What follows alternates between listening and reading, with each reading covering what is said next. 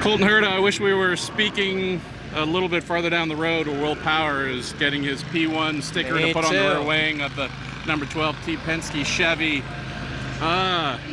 Qualifying wasn't everything you hoped for or your Andretti team hoped for. Before we talk about the session as a whole, let's talk about your day and what you didn't find. Disappointing. I'm still not, I'm not sure what happened because we were so fast in practice too, and I'm running what happened in my mind. Car felt good. Temperature is relatively the same. I think it's within 5 degrees of what we had in practice too. Wind didn't change, so it's just bizarre to me. We came out, and even the car felt good. We were just slow. So I'm very confused. I thought I did a good lap. We'll have to wait and see in the data, but I thought it was a good lap.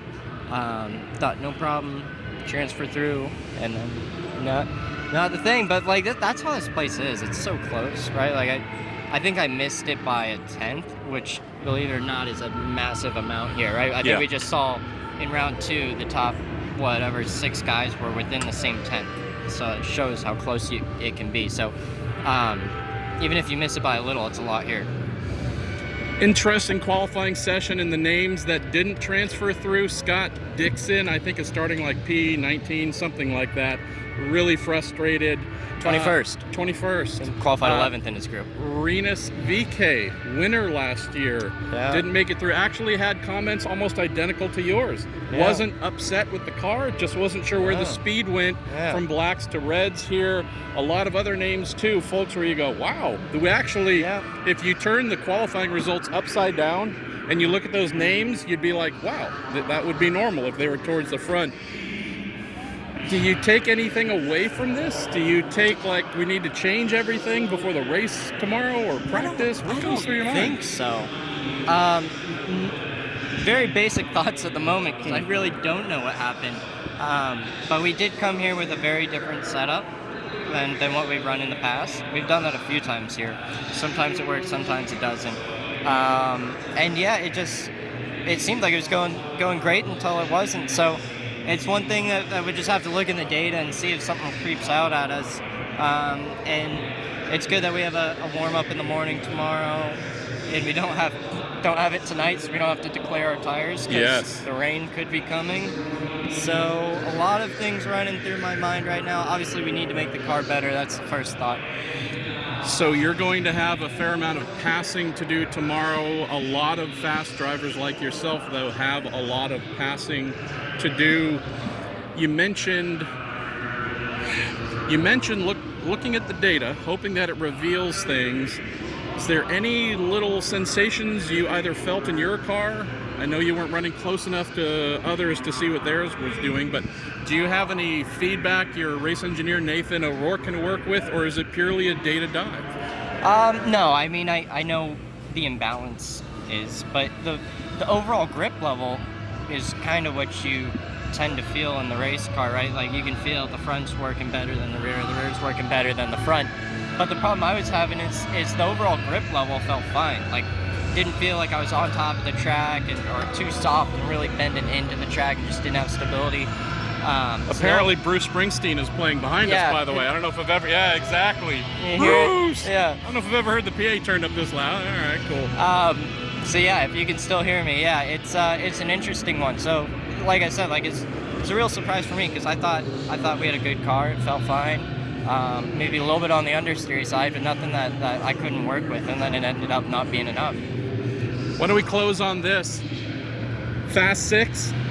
Going into the Fast 6, it was Alex Palou P1 and 5 Chevys behind him. He almost held on to pole. Will Power got him last lap, last car to cross the finish line. That strength of Chevy is certainly holding. Yeah. Is that something you read anything into for tomorrow, or does the fact that Palou came close enough tell you that, hey, a Honda could win too? I mean, it's always a possibility. We don't have massive discrepancies between engine manufacturers, but this is a place historically that even Honda knows that we struggle at compared to the Chevys, and you can look at results and it's always kind of like that Chevy up top, and sometimes a Honda creeps in and gets close, but usually Chevys are better here, which I'm fine when we're going that way, right? I'd rather have the Chevys be stronger than when we're going this way. So But yeah, I don't know. Their mid-range is better. You know, some of the faster tracks like Road America, they seem to be a little bit better. And then there's opposite ends where Honda tracks are, you know, historically Honda tracks. We get Laguna Seca, Long Beach, St. Pete. So it's an interesting one for sure. And I guess a shout out to Will Power. Great job. And I'm looking at his car, and it's the last time for a month that we're going to see a good looking Will Power car. Are you saying the Barney purple or I'm whatever not a it was? fan of it. I am not a fan of the purple orange, but whatever makes the sponsors happy. I mean, there's a person who we could say in charge of livery that is bold. We can say Very that. bold. Yes. Are you pretty good with your livery for the rest of the month? As far as I know, as long as Dan and Gamebridge and Group 1001 are happy with it, I'm happy with it. It's a good looking car. It's a fast looking car. So other than purple, what colors would you not want added? What would you fight over? I would say typically like yellow doesn't go well, but I think black and yellow works great together. Yes. You know, I think if you have like, I don't know, like a yellow green, okay, yeah, something like that. I can't even think of a race car that was yellow and green. I mean, there has to be one, but I can't. Maybe the Waste Management Matt Kenseth Cup car. It was green and yellow, I think it was. Wow, that's the only one NASCAR that's call. running through my mind that I can think of. But all right. yeah, overall, very interesting day. Connor Daly, good job to him. Absolutely. Very interesting. Like, you got guys that should be in the top 6 every weekend that we expect to be there, were there, and then guys that did not make it through, and then guys that are in the Fast 6 that you don't usually see. And so it's Callum Ilott again, impressed. P7. P7. Yeah. I think P7. Yes. But regardless, his best qualifying again. Good job. Yeah, good job them, and obviously they've turned it around quite a bit. They've obviously had a few laps around here, so maybe this is one of their stronger tracks, but they did the same thing in Barber, so you know, it seems like their permanent road course cars are strong. Well, we should say farewell because they're playing your favorite artist. So loud. Yes, he all he does is talk about the weekend. He's got a whole back tattoo of the weekend. It's pretty awesome. So, all right, we should shut up now. This was your hamburger and taco show. Tomorrow should be interesting, man. It's gonna be fun. Yeah, it should be fun. 2 sets of red for me. 2 new sets.